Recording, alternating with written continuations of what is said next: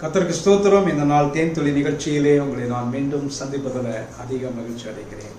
நம்முடைய தேவனுடைய நாமங்களை குறித்து பார்த்து கொண்டு வருகிறோம். இந்த நாளிலே நம்முடைய தேவனுக்கு ஒரு பெயர் யெகோவா ஷாலோம்.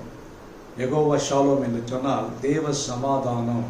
அந்த சமாதானம், தேவனே சமாதானமாக இருக்கிறார். The Lord is peace என்று பார்க்கிறோம். இந்த இடத்துல நியாயாதிபதிகளின் புத்தகம் 6ஆம் அதிகாரத்தில் கிதியோன், தேவன் அவனை சந்திக்கிறார்.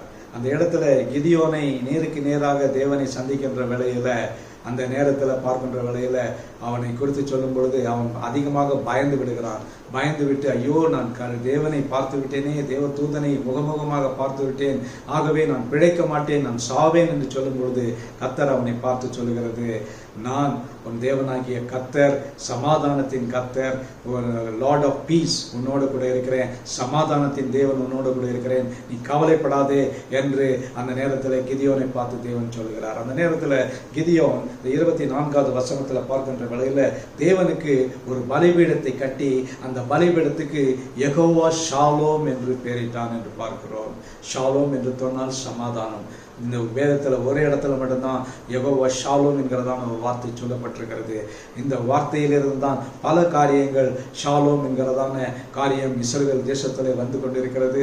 எருசலேம் என்று சொன்னாலும் ஜெருசலேம் என்கிறதுனால சமாதானத்தின் பட்டணம் என்று சொல்லப்பட்டிருக்கிறது. இயேசுவுக்கு பேரே சமாதான பிரபு.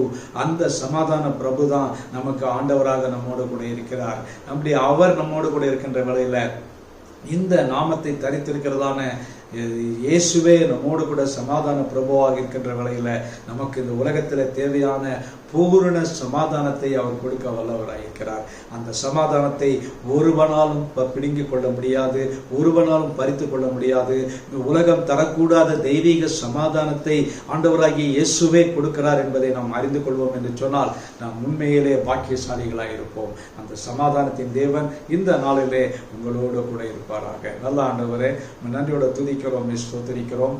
சமாதானத்தின் தேவனே, நீர் எங்களோடு கூட இருப்பதற்காக ஸ்தோத்திரம். உடைய நாமங்களிலே ஒன்று யெகோவா ஷாலோம் என்று இருக்கிறபடியினால அந்த ஷாலோமாகிய தேவன் எங்களோடு கூட இருக்கிறதற்காக ஸ்தோத்திரம். ஆசீர்வதிங்க. சமாதான பிரபுவே, நீர் எங்களோடு கூட இருங்க. இந்த நாளை எங்களுக்கு ஆசீர்வதித்தாங்க. எங்களோடு கூட சமாதானத்துக்கு காரணராக எங்களோடு கூட இருங்க. மீட்பர் இயேசுவின் நாமத்தில் ஜெபிக்கிறோம் நல்ல பிதாவே. ஆமென், ஆமென். கர்த்தர் உங்களை ஆசீர்வதிப்பாராக. இந்த நாள் ஒரு சமாதானத்தின் நாளாக உங்களுக்கு அமையட்டும்.